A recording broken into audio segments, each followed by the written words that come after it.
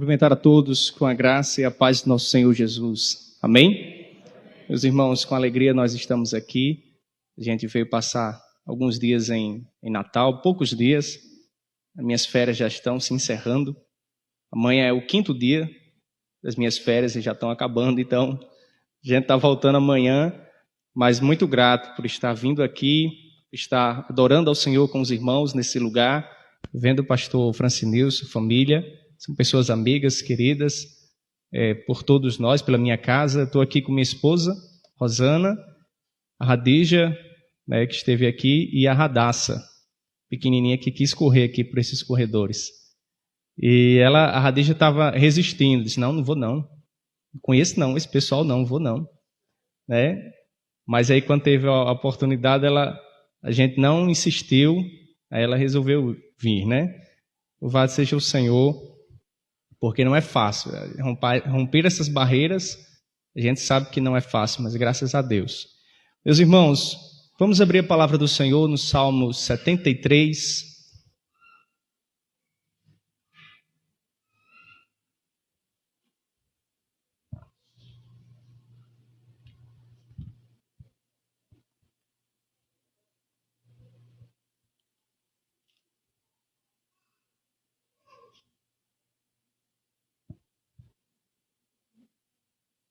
Livro de Salmos 73. A palavra de Deus diz assim: verdadeiramente bom é Deus para com Israel, para com os limpos de coração. Quanto a mim, os meus pés quase que se desviaram. Pouco faltou para que escorregassem os meus passos. Pois eu tinha inveja dos soberbos ao ver a prosperidade dos ímpios. Porque não há apertos na sua morte, mas firme está a sua força. Não se acham em trabalhos como outra gente, nem são afligidos como outros homens. Pelo que a soberba os cerca como um colar, vestem-se de violência como de um adorno. Os olhos deles estão inchados de gordura, superabundam as imaginações do seu coração. São corrompidos e tratam maliciosamente de opressão, falam arrogantemente.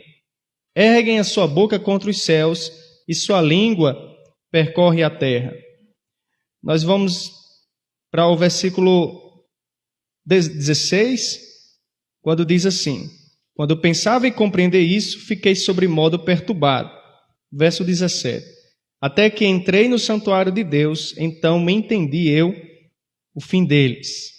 Amém? Bem. Salmo 73, ele foge um pouco da linha de tantos outros salmos escritos por Asaf. Asaf, ele era um músico, era um homem responsável por conduzir as pessoas na adoração. E ele já era envolvido com a música, já era envolvido com esse ministério desde muito cedo. Ainda criança, ele já estava sendo conduzido para ser um adorador, para ser aquele que iria conduzir outras pessoas no templo, à adoração, à exaltação a Deus. Asaf era um homem responsável por uma escola de música, vamos assim dizer, que tinha cerca de 4.000 pessoas. E ali ele, além de ensinar, ele tinha esse zelo, essa dedicação, esse foco de procurar fazer com que aqueles que estivessem aprendendo instrumentos viessem também entender que estavam fazendo isso para Deus, para a glória de Deus, para exercer um ministério de adoração ao Senhor. E assim ele se dedicou, assim ele viveu a sua vida por muitos anos, de forma que no templo havia culto direto, sempre tinha culto, sempre tinha adoração ao Senhor. Uma equipe ficava louvando, conduzindo a adoração por 1 hora, depois aquela equipe saía, já vinha outro pessoal e continuava a adoração, de forma que ela era constante, ela era contínua, a adoração não cessava. E isso Asaf estava nessa mobilização, estava nessa responsabilidade, incumbência de conduzir isso.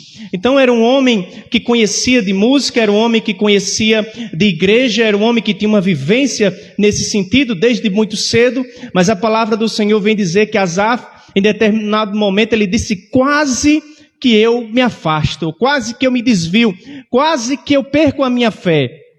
E a gente vê uma coisa que é interessante, que é chocante, porque um homem que cresceu na igreja, alguém que viveu em prol de um ministério, que conduzia outras pessoas à adoração, agora estava declarando que quase que sua fé se acabou, que chegou um momento em que ele não estava mais vendo sentido naquilo em que ele estava fazendo. Ele faz um desabafo da sua fragilidade, da sua crise, do seu conflito, e a gente percebe aqui, meus irmãos, que apesar do Senhor ser soberano, o Senhor ser sublime, nós somos vasos de barro. A honra está em quem usa o vaso, a honra está em quem faz a obra, não somos nós. Não há um super-homem, não há um super-crente, não há aquele que não enfrente conflitos, que não enfrente dilemas, que não enfrente momentos de crise, que não enfrente embates em sua vida. E nós temos um exemplo aqui do Asaf, que vai declarar: determinado momento da minha vida, eu me vi quase perdendo a minha fé. Aquilo não estava, com certeza, em seu coração, fazendo muito sentido, porque ele começou a avaliar aquilo que estava à sua volta com outros olhos, de outra maneira. E não só Asaf, mas outras pessoas também passaram por isso. Quando a gente vê João Batista, nós nunca imaginamos, a princípio, que João Batista vai ser um homem que vai ter crise de fé. Você vai dizer, João Batista não. Profeta João Batista, esse homem não teve crise de fé. Não foi ele que lá no deserto, não foi ele que quando viu Jesus disse: eis o Cordeiro de Deus que tira o pecado do mundo. Não foi ele que disse: eu não sou digno de carregar ou de desatar as suas sandálias. Eu que preciso ser batizado por você, pelo Senhor, e o Senhor que me pede para que venha batizado. Jamais. E era o que Jesus disse: a voz que clama no deserto. Jesus testemunhou de João Batista. Jesus disse quem era João Batista e disse: no céu não tem um como ele, como João Batista. E aí nós temos expressões, declarações do Senhor Jesus acerca da sua vida e do seu ministério. Mas quando João Batista foi preso, quando ele estava no cárcere, sabendo que a sua morte se aproximava, que já era o seu fim, os seus últimos momentos, ele chama alguns camaradas e diz assim: vá lá perguntar a Jesus se era ele mesmo, porque eu vou morrer, minha cabeça vai embora já já, e eu quero saber se era ele mesmo que era o Senhor, que era o Messias. E os discípulos de João vão perguntar a Jesus. Aí a resposta de Jesus, você imagina a reação, né? Porque a resposta dele foi: o que João Batista está perguntando? João Batista acha que viu o quê? Ele acha que viu uma cana quebrada no deserto? Ele acha que viu quem? Ele acha que conheceu quem? Que testemunhou quem? Quem foi que revelou a ele quem eu sou? Ele acha o quê? E aí ele dá uma resposta dura, a resposta volta para João Batista, ele se conforma com a exortação, ele aquieta sua alma, seu coração e diz: eu vou enfrentar aquilo que está diante de mim. João Batista tremeu em um momento de crise, Asaf teve conflitos, e a gente vê homens como Elias e tantos outros profetas, reis, músicos, pessoas que estavam em diversos ofícios, tendo momentos de crise, tendo dilemas, mas uma coisa que é maravilhosa, Miqueias, em certo momento, ele disse, você vê no capítulo 8 de Miqueias, ele falando: eu não acredito em mais, eu não confio mais em ninguém, o melhor amigo é como um espinheiro, o homem é mau, eu não acredito mais, não tenho mais perspectiva, mas uma coisa é certa, eu olharei para o alto, e do alto vem o meu socorro, o Senhor é minha luz, o Senhor é a minha justiça,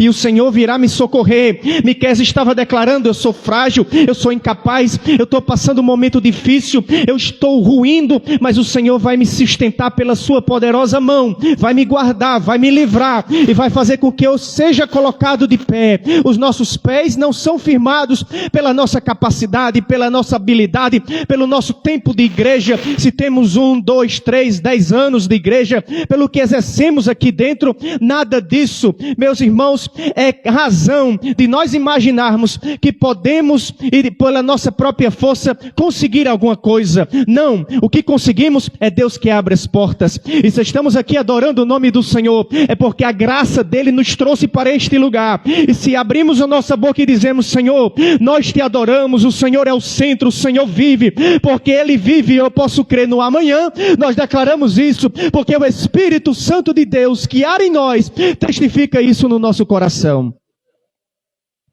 E Asaf está dizendo aqui: quase que eu me perco. Agora, por quê? Porque, de alguma maneira, Asaf começou a, de forma muito sutil, ser moldado pelos padrões da sociedade, pelos valores que regem a sociedade. E aí, qual deles, por exemplo, eu posso mencionar aqui? Ele começou a olhar para a vida daqueles que eram ímpios, mas que prosperavam, que eram bem, estavam em boas condições financeiras, que tinham saúde. Ele disse, olha, esses camaradas são ímpios e estão bem, e estão com a vida boa, e eu aqui passando dificuldade. Meus filhos adoecem, eu não vejo o filho do ímpio adoecendo. Eu não vejo ele tendo lutas ou travando batalhas que eu estou enfrentando, e eu sou uma pessoa que dedico a minha vida ao louvor e adoração a Deus. E por que eu estou passando por essas provas? Por que eu enfrento isso? E pessoas que zombam, que escarnecem de ti, por que estes não enfrentam? E aí ele começou a avaliar isso. Porque a nossa sociedade, ela tem um padrão. Ela tem um norte sobre o que é uma boa vida, o que é viver bem, o que é alcançar sucesso. A gente escuta muito um jargão, uma expressão, e na sala de aula, no ambiente escolar, isso tem demais. Estude para ser alguém na vida. Estude para que você possa vencer na vida. E vencer na vida, segundo esse jargão, ou aquilo que é mencionado, em outras palavras, seria alcançar um bom emprego e ganhar bem, ter estabilidade financeira, ter status, ter posição. E aí isso seria algo que a sociedade determina como vencer na vida. Para muitos jovens hoje, vencer na vida seria ter muitas pessoas inscritas no canal ou muitos seguidores no Instagram. Ser um blogueiro, ser um youtuber, seria então uma carreira de sucesso. Então existem certas imposições, certas determinações sutis que a sociedade vai apresentando, e tem pessoas que começam a pensar, rapaz, a minha vida não está tão boa assim.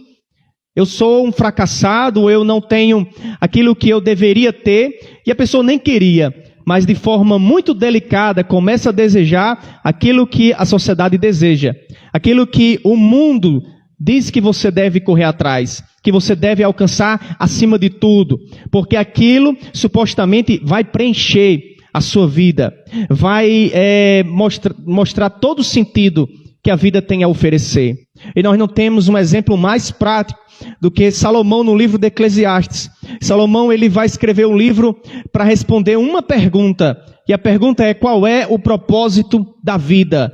Salomão, ele vai nos seus 12 capítulos de Eclesiastes, já na sua velhice, já na sua experiência da vida que ele teve, ele vai refletir sobre isso, e segundo ele se propôs em seu coração dedicar, se entregar aos desejos da carne. Para ele, o propósito da vida, o sentido da vida, estar em satisfazer então os seus desejos. Você então se entregar, fazer o que o seu coração deseja, curtir, valorizar os prazeres como um hedonista, e assim você, vivendo dessa forma, vai viver bem, e essa é a razão da vida. E Salomão tinha acesso a fazer ou a realizar o prazer que ele quisesse. Tanto é que nós temos o dado, a informação de um homem que teve inúmeras esposas e inúmeras concubinas. Além de ter se entregado ao vinho, além de ter se entregado a outros prazeres, ele disse: eu procurei entregar o meu coração a isso, mas eu vi que isso é vaidade. Isso não preenche a existência humana. Isso não preenche a alma humana. Isso não é sentido para a vida. Salomão depois vai dizer: eu entreguei-me ao trabalho, entendendo que acumular patrimônio, acumular bens, isso é o que o homem deve ter. Isso é a razão da vida. É o propósito da vida, é ter uma carreira de sucesso com trabalho e prosperidade financeira. E assim, irmãos, Salomão foi um dos homens conhecidos na terra como um dos homens mais poderosos e ricos. rico. A sua riqueza, a sua fama se espalhava por vários lugares, por lugares inóspitos. Chegava até ele a informação de um homem poderoso, de um homem rico, de um homem que tinha muitos bens. E ele teve acesso a tudo isso, mas ele disse, não, eu vou passar, e aí outra pessoa vai herdar tudo o que eu suei, o que eu me dediquei para ter. Eu não vou levar nada disso. Isso aqui não é a razão da vida. Isso aqui não preenche a existência do homem. E aí ele vai dizer, então, eu vou me dedicar a estudar e acumular conhecimento. E aí ele faz isso lendo literaturas diversas e acumulando muito conhecimento, um homem também conhecido pela sua sabedoria. Mas ele vai dizer, da forma para onde vai o sábio, também vai o tolo. Para onde vai aquele que tem muitos diplomas, aquele que também não tem nenhum, também vai. E ninguém, e aí não é o que a Bíblia diz, mas é uma coisa certa. Ninguém, quando está nos seus minutos finais, vai dizer assim, por favor, alguém traga os meus diplomas. Alguém traga os meus certificados. Alguém traga os meus livros. Ninguém em seus instantes finais vai dizer isso. Ninguém em seus instantes finais vai entender que a satisfação dos prazeres é a essência da vida. Mas nós temos um homem como Pedro, que foi preso. Atos capítulo 12, Pedro está na prisão. Tiago tinha sido morto à espada no início do capítulo 12. Essa informação começou a circular. Roma está criando força. Arrancamos a cabeça de Tiago, agora Pedro. Pedro é importante, vai abalar o cristianismo à sua morte. Pedro está na prisão. E aí nós temos aquela passagem, conhecemos o texto, em que o anjo do Senhor entra na cela, toca nos grilhões, ele desperta e Deus de forma gloriosa, maravilhosa, tira Pedro da prisão. O que eu quero chamar a atenção aqui, não é nem o livramento, não é nem a saída do anjo com Pedro, mas é o fato de que quando o anjo chega para livrar Pedro da prisão, Pedro está dormindo. Um homem que está provavelmente na sua última noite, nos seus últimos momentos, dormindo, é alguém que descansa em Deus, que tem a sua vida entregue a Deus. É aquele que diz assim, eu não sei qual é o meu amanhã, ou como será o meu amanhã, mas uma coisa é certa, Deus estará no meu amanhã. Eu não sei se eu vou enfrentar coisas difíceis ou não, ou se o amanhã reserva para mim sorrisos ou lágrimas, mas eu não sei, mas eu me apego nas promessas do Senhor, e naquilo em que o Senhor disse, eu estarei convosco todos os dias, até a consumação dos séculos. Nós que temos convicção de todas as coisas, a convicção na palavra do Senhor, que Ele é aquele que é a nossa rocha, nós não sabemos se teremos ou não provações duras na nossa frente, mas não é isso que nos move, não é isso que conduz a nossa vida, não são as lutas ou a ausência delas, mas é a esperança que nós temos no Senhor, o nome que é sobre todos os nomes, ciente de que o céu e a terra podem passar, mas as palavras do Senhor jamais passarão na nossa vida. E aí Pedro descansou, e aqui nós temos alguém que encontrou um propósito na sua vida. Salomão vai dizer no final do capítulo 12, que o fim de todo homem é temer a Deus e guardar os seus mandamentos. De tudo ele vai dizer, o homem vive de vaidade, mas aquele que teme a Deus, que guarda os seus mandamentos, esse homem encontrou o propósito da sua vida. Esse homem encontrou a essência da vida, mas o Asaf aqui estava nessa crise de propósito, de entender o que é o fim de cada um. E aí, meus amados, nós temos aqui algo interessante. Ele começa a descrever, começa a dizer com detalhes o porquê que ele estava naquela crise, naqueles dilemas.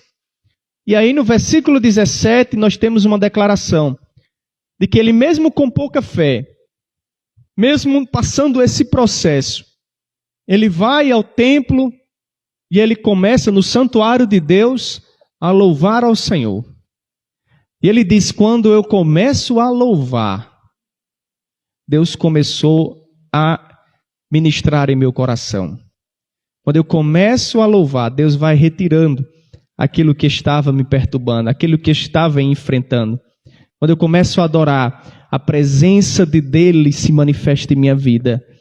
quando eu começo a louvar o nome dEle, Deus vem e a sua presença se manifesta de forma que eu começo a entender que não é o que eu possuo, não é se eu estou com saúde ou não, não é se eu tenho boas condições financeiras ou não, não é se o ímpio pode ou não ter a coisa. Eu entendo, louvando ao Senhor, adorando a Ele, eu entendo que Ele é o que há de mais precioso na minha vida e não há riqueza maior que eu possa ter, que é Deus, que é a segurança em Deus, que é saber que ainda que a minha vida seja dissipada, a minha alma está segura no Senhor. Eu tenho uma morada celestial, eu posso descansar naquela palavra que diz: na casa do meu Pai há muitas moradas, não se turbe o vosso coração, creia em Deus e creia também em mim. Nós entendemos, irmãos, como um homem que por acaso estava vendo um extermínio e ele entra na fila, quando o Estado Islâmico estava exterminando alguns cristãos, e isso estava sendo mídia. Teve uma ocasião que vários cristãos foram mortos em uma praia.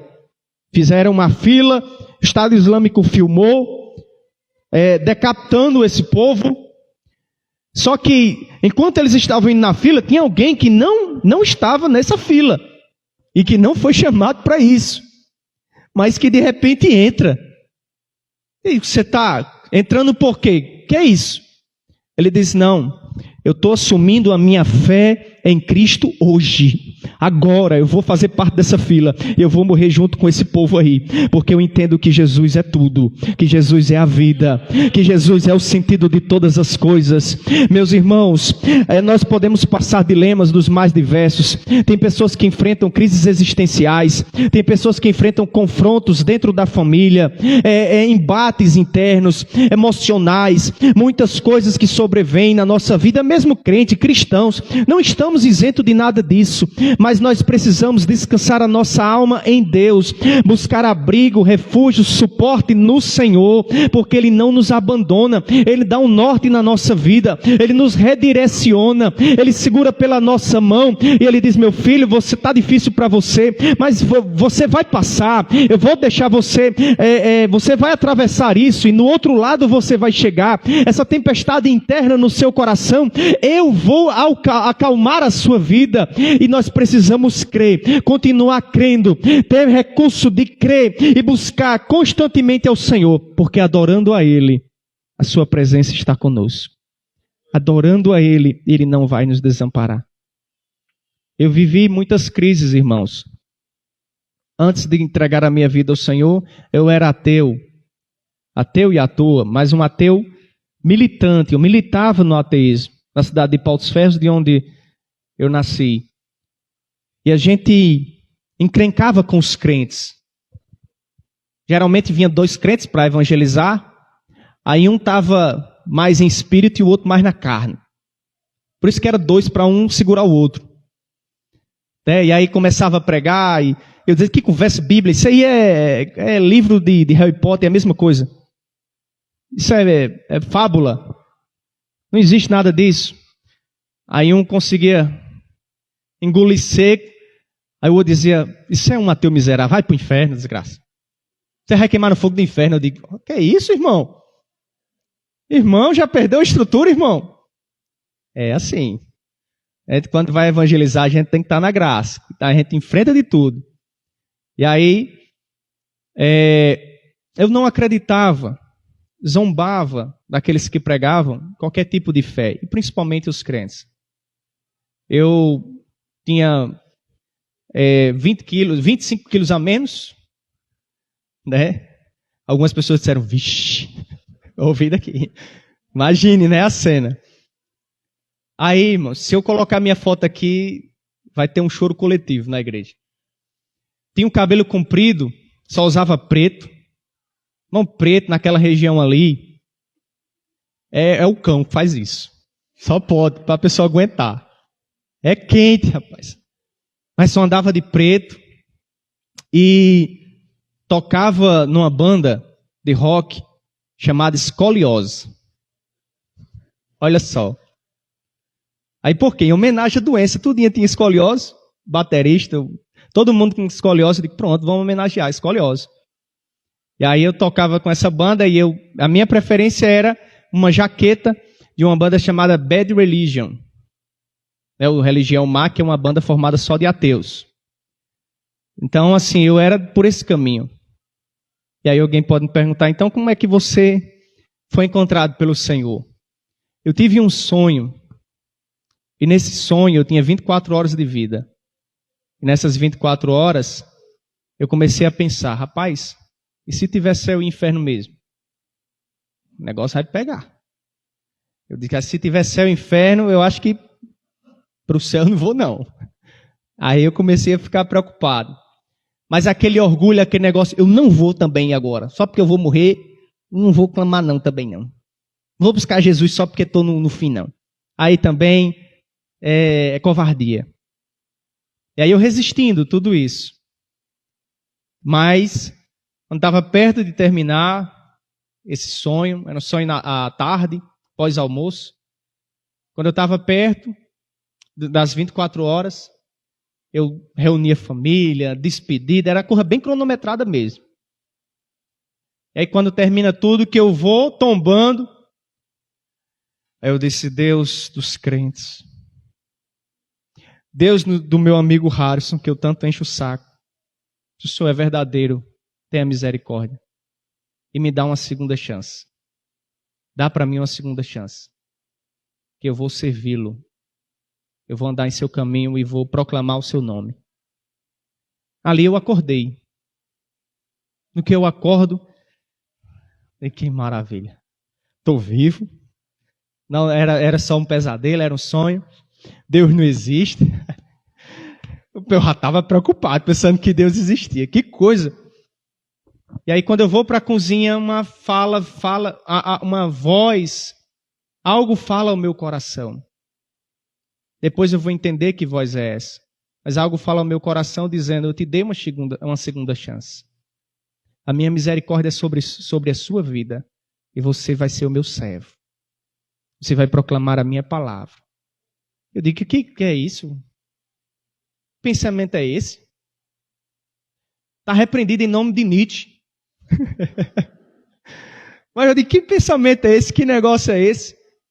E aí isso falando no meu coração, esse conflito de pensamento, esse pensamento invasivo, né, e direto na minha mente, você vai ser o meu servo, você vai proclamar a minha palavra, você vai testemunhar do meu nome, eu lhe alcancei, a minha graça é sobre a sua vida. E isso era insistente, irmãos, de maneira que em um determinado dia, então eu chego na calçada e eu fico lá, muito tempo esperando o primeiro pastor que passar aqui, eu vou pegar ele.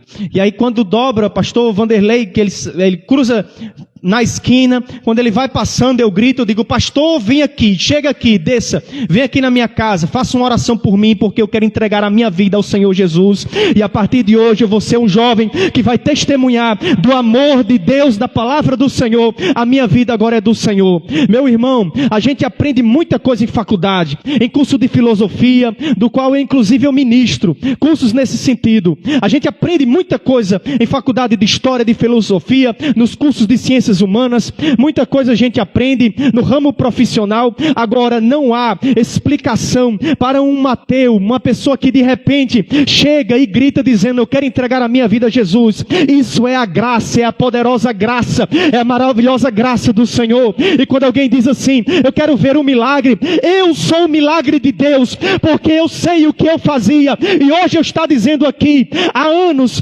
dizendo que o Senhor vive, o Senhor reina, e Ele está no meu coração. Isso é Deus que faz. O homem não pode fazer, a filosofia não pode fazer, palestrante não pode realizar. É o Espírito Santo de Deus que transforma, que resgata, que muda e que habita no coração do homem. Quem crê nessa palavra, quem crê que o Senhor é na sua vida, quem crê que com dias fáceis ou não, o Senhor é contigo, quem crê que mesmo com os dilemas, o Senhor está caminhando com você, segurando na tua mão, não vai deixar você perecer. Aplauda o Senhor nessa noite, exalte o nome dEle, porque Ele é bom e a sua misericórdia, ela dura para sempre. Que Deus abençoe a Igreja do Senhor em Nova Descoberta, cada irmão, família, ao pastor Francinilson. Esse homem de Deus, Francinilson, eu não idolatro ele porque a Bíblia não deixa. Mas se eu encontrar um versículo assim, para distorcer o pezinho, eu vou construir uma imagem dele, de escultura. Deus abençoe.